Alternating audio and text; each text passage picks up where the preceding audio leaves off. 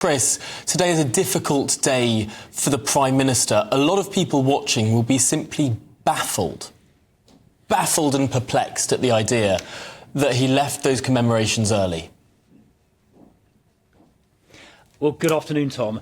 We should keep in mind that the Prime Minister on Wednesday did attend a number of D-Day events here in the UK, in Portsmouth, meeting and honouring veterans here. Then he travelled, I think yesterday, Thursday, to France, to Normandy, where he again met a number of British veterans and attended the British ceremony at the memorial that the government has funded over there, again meeting British veterans. Now, he didn't attend the last event, the one that was hosted by President Macron of France, and this morning the Prime Minister acknowledged that that was a mistake, and he has fulsomely apologised. Now, it's not often in politics these days you see senior politicians apologising quickly and so unreservedly, but we saw it here. He realised it was a mistake, and that's why he apologised so quickly. But we should, as Johnny Mercer said in that clip you played a few minutes ago, keep in mind that this is a government and this is a Prime Minister who've done more than any other to support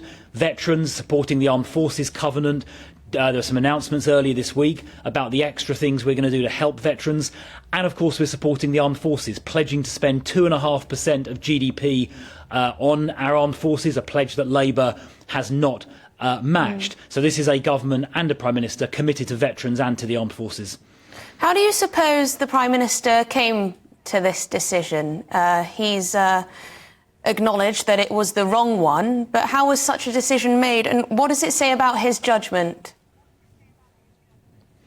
Well, I don't know about the sort of mechanics of how the decision was taken or who discussed what, or, you know, all those kind of details. I've got no, I'm afraid, visibility on that. But clearly the Prime Minister has acknowledged that not attending that last event, the one hosted by President Macron of France, was a mistake, and he's apologised.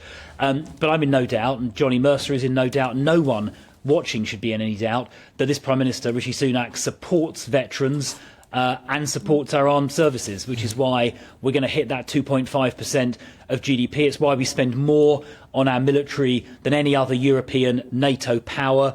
We're the only European country with 2 aircraft carriers.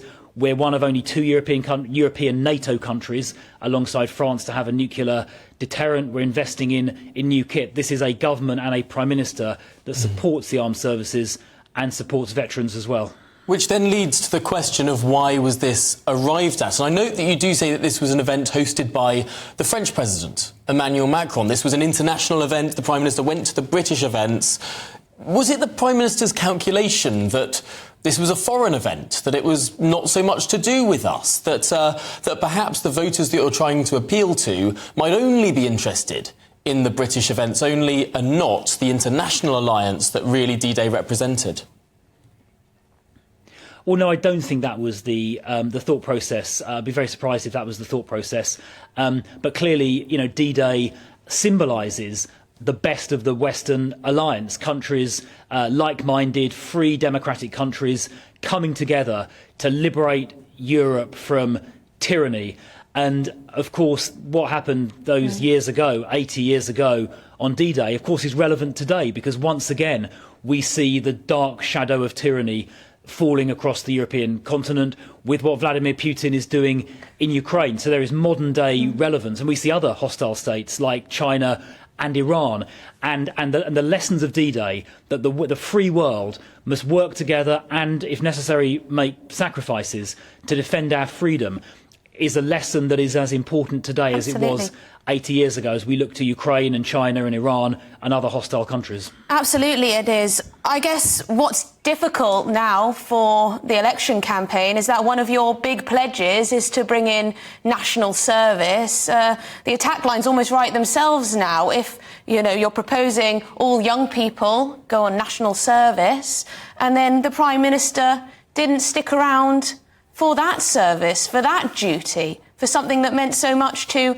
veterans and the country as a whole. Well, look, I say he attended a lot of D-Day events, both on the Wednesday in the UK and the Thursday in France, and he's apologised for not being at the one hosted by President Macron. But in terms of service, I mean, One thing I don't think anyone would say about Rishi Sunak is that he's not dedicated to public service. I mean, I've seen it. He works night and day. He works incredibly hard on behalf of the country. He's into the detail. He is someone, I mean, no one could ever accuse him of not having a dedication to public service. That is not an accusation anyone could ever make credibly about Rishi Sunak. Perhaps he has dedication, but lacks judgment.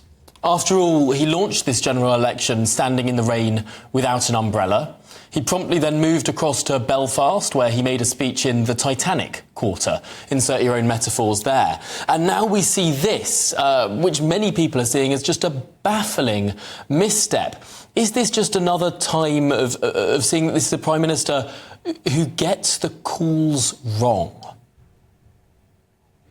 Well, I mean, the thing obviously yesterday in France was something that shouldn't have happened, and he's rightly apologised for it. The other things you mentioned, going to the old shipyard in Belfast, or the fact it happened to be raining at 5 o'clock on a Wednesday afternoon in the middle of London. Look, I don't think those are really significant things. What is significant is the fact that Keir Starmer has been exposed in that debate a few days ago as having absolutely no plan for the future of the country. When he was asked by the moderator, what was his plan for alleviating the cost of living pressures that countries around the world have experienced, there was the very first question from that lady. He couldn't answer it. He just avoided the question and started being rude about the Conservative government. Keir Starmer had no new ideas himself. That is significant.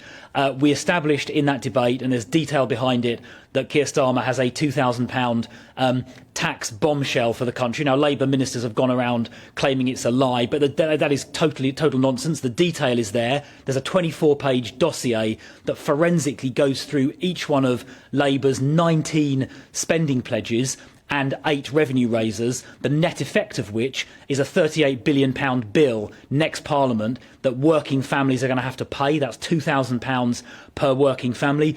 And the Prime Minister, by contrast, has made positive announcements, whether it's the triple lock plus to make sure that pensioners don't pay tax on the state pension, or the immigration cap that's going to be voted on by Parliament and that is going to reduce every year to get immigration down. Those are the really important things, not whether he happened to stand next to the building where the Titanic got put together.